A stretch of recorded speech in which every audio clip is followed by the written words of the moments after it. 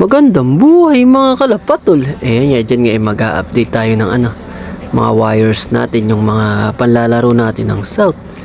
Ayan o, ito yung loop. Ganda ng araw, ganda ng panahon. Good luck sa mga may training. Eri nga pala yung update sa pang South. Ayan o, dalawa pares Johnson. Yung isa diyan ay naka-club ng BFRC South. Ayun tatay nila ay Madlayan sa X-Race. Yung nanay niya ay Johnson Relax Cross sa Dr. Aid.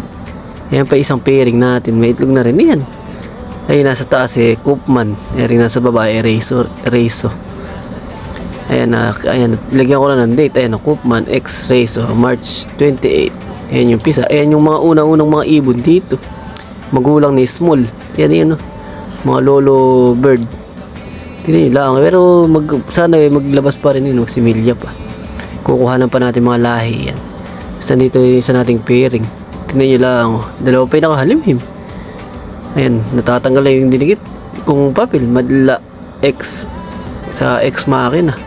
Kasabay din ng isang pairing yan na mapipisa. Ano naman yan, BBC South yung ikakabit nating ring.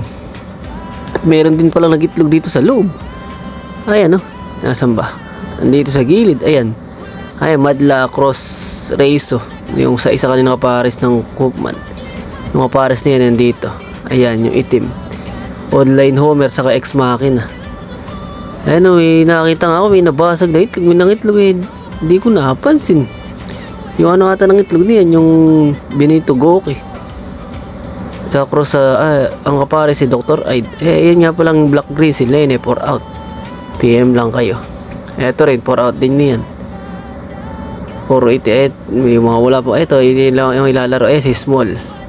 Hanggang diyan na lang muna mga kalapatol. Hanggang sa muli nating paglipad. Kita-kits!